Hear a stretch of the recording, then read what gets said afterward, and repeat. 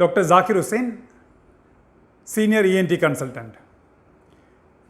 Let us discuss about fungal ball and paranasal sinus, and this is the second part of the video. So in this second part, we are dealing mainly with the treatment. Now, once it has been decided that this patient has got fungal infection of the paranasal sinus, that is fungal ball of the paranasal sinus, there is no medical treatment, we have to treat it surgically. And the name of the surgery is functional endoscopic sinus surgery. Functional because we have to bring back the function of the sinus after the surgery. Endoscopic because we are doing the surgery with the help of endoscope, and sinus surgery, functional endoscopic sinus surgery.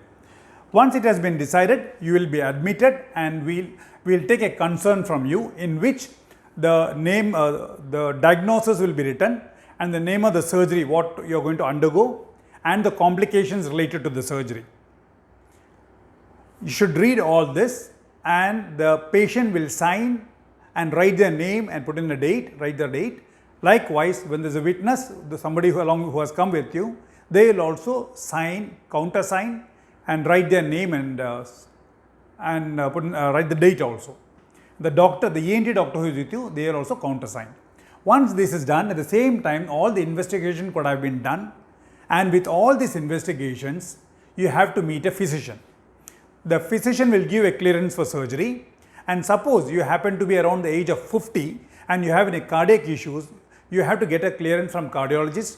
And if you have any pulmonology problem or lung problem, or wheezing or breathing problem, you have to get a clearance from the pulmonologist too. With all this clearance paper, you have to meet the anesthetist. So once the anesthetist clears you for surgery, then suppose the next day you are posted for surgery, one day prior from midnight, you have, not midnight from 12 o'clock, you are not supposed to drink or eat anything. The surgery, usually it takes about approximately 1 to 1.5 hours only, because it usually involves only one particular side and one particular sinus. So before going to that, let me tell you a few complications related to the surgery. The most common complication, nasal complication, is bleeding, which can occur intraoperatively or it can occur a few days after surgery, by about 7th day or within 10 days after surgery. Then eye related complications are, because of the surgery, the muscles, the eye muscles may get damaged, or there may be nasal bleed, which can nasal bleed, and this blood from the nose can enter the eyeball, and there will be associated changes in the eyelid, and there will be proptosis, which means the eyeballs will be pushed forwards, and it will be painful post-operatively, and sometimes, rarely, it can hamper the vision too. So these are the common complications. Now, once the surgery is done, which takes about 1 to 1.5 hours, and when you come back to your room or to the ward, for next 4 hours, you are not supposed to eat or drink. And this will be your position. Meanwhile, IV fluids will be going on, and the staff nurse will be recording your heart rate, checking your blood pressure, oxygen saturation, respiration and the temperature, and whether you have any bleed from the nose or behind the nose, whether you have bleed in the throat, bleeding in the throat. And if so, she will inform the duty doctor. So few post-operative small complaints are, let me mention here. The side which is operated, that particular side, you may have a slight headache, and there will be a facial pain too, and there will be watering of that particular side. All these are related to the nasal pack which is kept on that particular side of the nose. Once the pack is removed, all these complaints will come down. Now, some of the patients, they may have swelling around the eye, like what I have mentioned before, the complication related to the eye. This swelling, there will be discoloration and swelling too, and due advice will be given for that, and usually it resolves within 2-3 days. Now, same time, IV antibiotic and painkillers will be going on, and the subsequent day morning, and before that. So I have mentioned that you have not supposed to take anything for next 4 hours after surgery.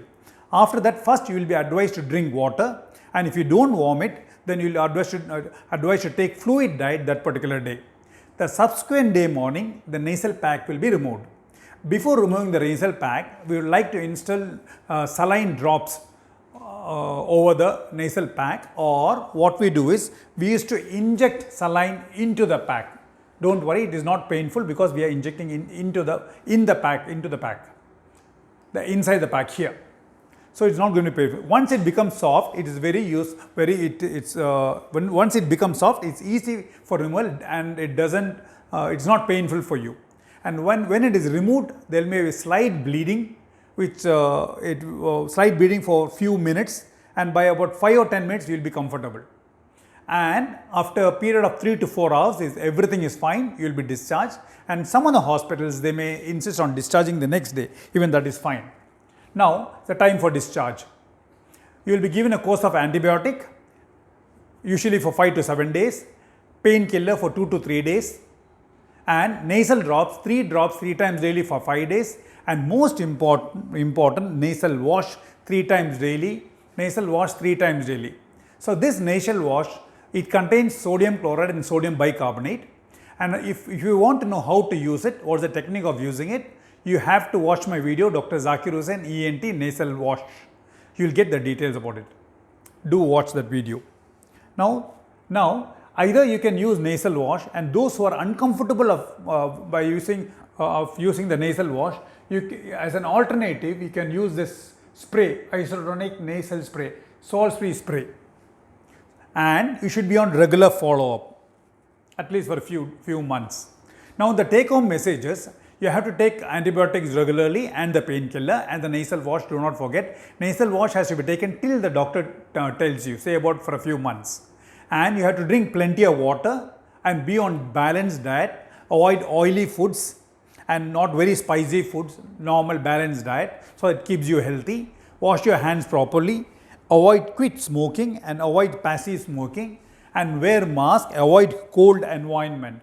And you should not be in a very cold room, and there should not be a direct blow of the AC onto the face, and you should not be sitting in front of the fan, which is very cold. So try to avoid, and try to keep the room little, if you have a humidifier in the room, little better. That will make you a little comfortable. So these are the take home messages mainly. So this is how we deal with fungal ball or the paranasal sinuses. Thank you so much.